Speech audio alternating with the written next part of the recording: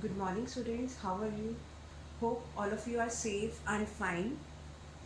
Beta, this lecture is in the continuation of the previous lecture, and that we were doing chapter 9, and name of the chapter is Industrial Revolution. Till now, beta, we discussed about the various factors.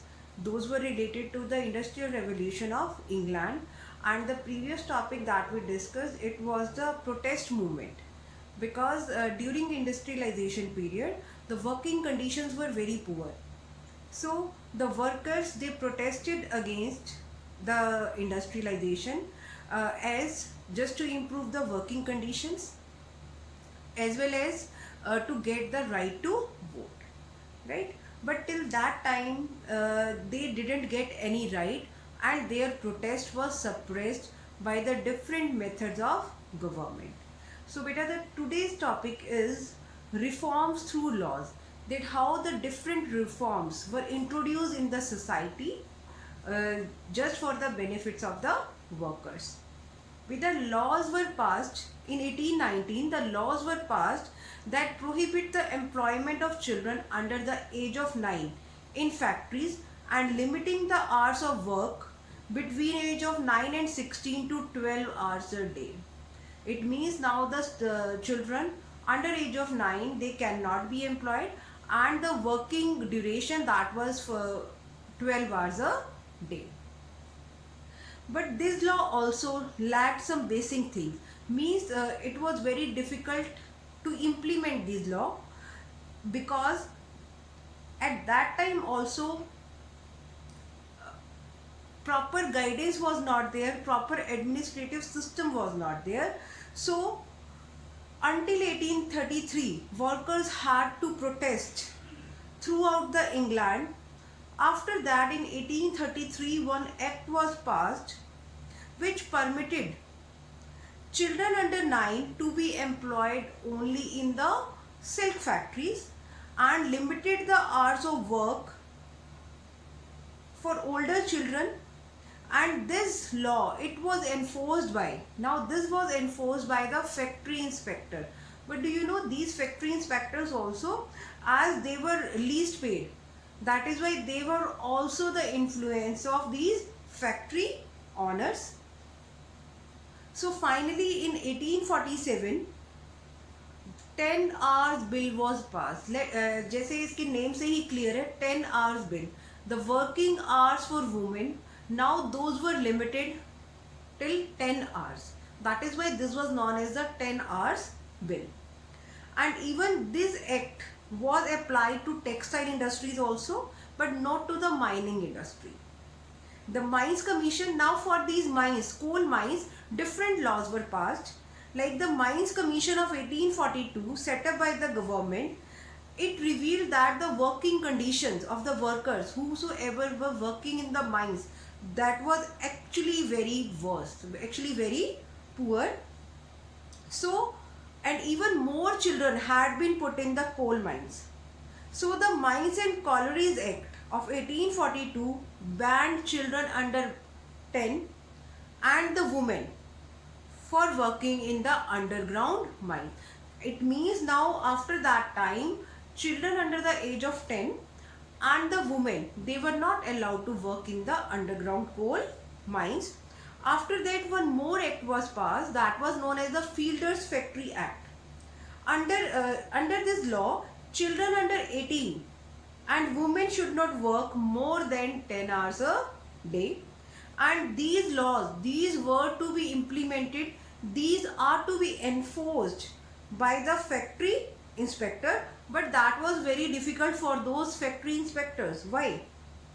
Because these inspectors, they were poorly paid and easily bribed by factory managers. And even those parents also, whosoever children they were working over there, they also told lie about the facts, as they are to get the income of their children. Because as they know that workers at that time, they were earning meager income, very little income. So these children, by their income, their income, family income was supplemented. So this was the reason that even after so many laws were passed, but still the actual reform that should be, that was expected in the society for the workers, it didn't take place, right? Now the beta, the next topic is about the industrial revolution, the debate on industrial revolution. Means in this topic we will read whether we should say this industrialization or revolution, because revolution is somehow different. Revolution का meaning क्या होता है? When any changes, drastic changes are there on a wide area, right? That is known as a revolution. So can we say this industrialization period as an industrial revolution? So this debate is about this. Okay. So historians use this term, the industrial revolution, for the changes that occurred in Britain from 1780 till 1820, in these 40 years. But it was challenged, this revolution, this was challenged on various grounds. Different facts were presented for that. Actually, industrialization, it has been too gradual to be considered a revolution, because it was a slow process. And even there was a great concentration of workers in factories and in a wider area, right? Until into the 19th century, large regions of England remained untouched by factories. It means this industrialization, it was not equally spread in England. It was prominent in few area, in some industrial pockets. So England had changed in a regional manner, like some regions were developed as a industrial regions. So the same thing was with the cotton and iron industries also. So can we say the growth in cotton and textile industry as an industrial revolution? So here also beta, few reasons are there, like British textile industry, it was based on the non-British raw material, means the raw material that was not grown in Britain. Reason, because as we know that British climate, it was not suitable of growing cotton. So the cotton that was imported from India, and wherever industrial revolution is there, so the finished goods should also be sold in that country only. But here both criterias were not present, like the raw material that was used in the British industrialization, that was non-British, that was imported from India, and even the finished products also, those were also sold in India. So now just talk about the metallic machinery.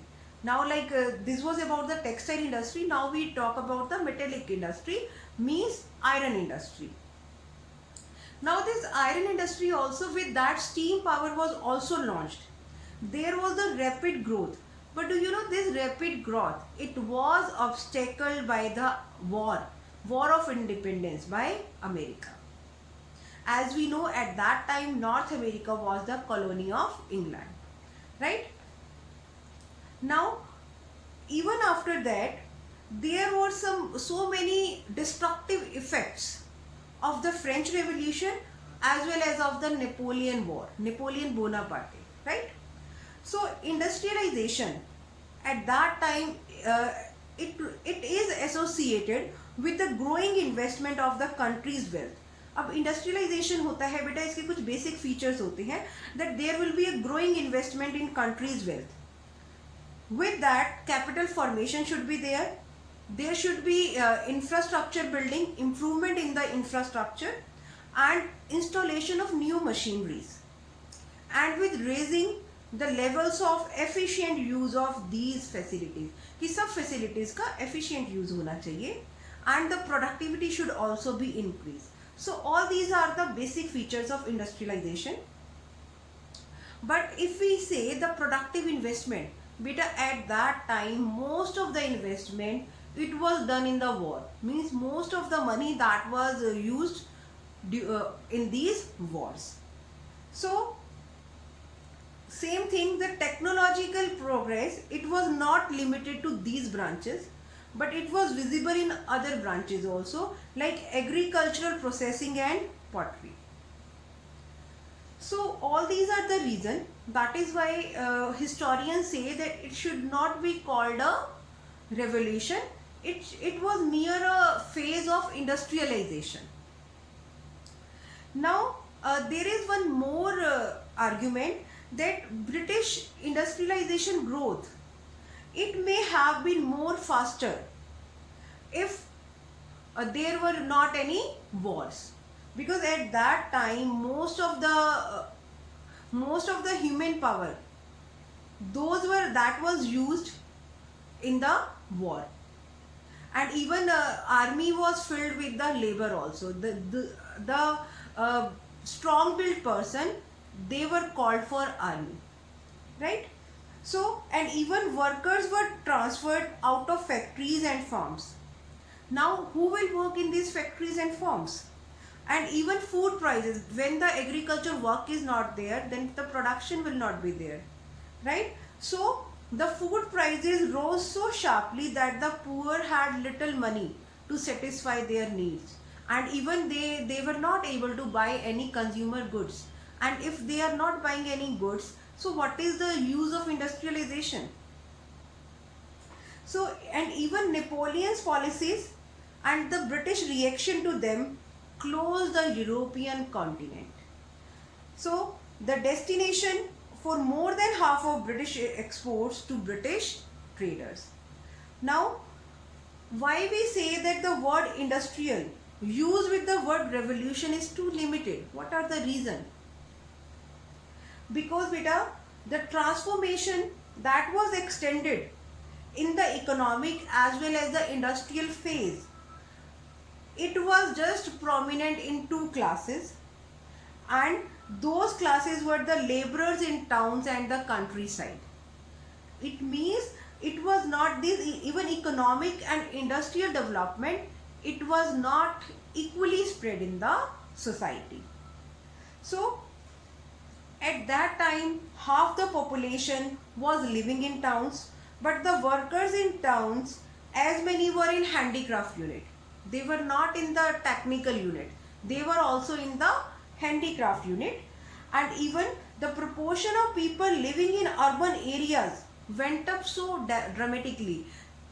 But most of these workers in industry, the working class, but Britain workforce now lived in rural areas.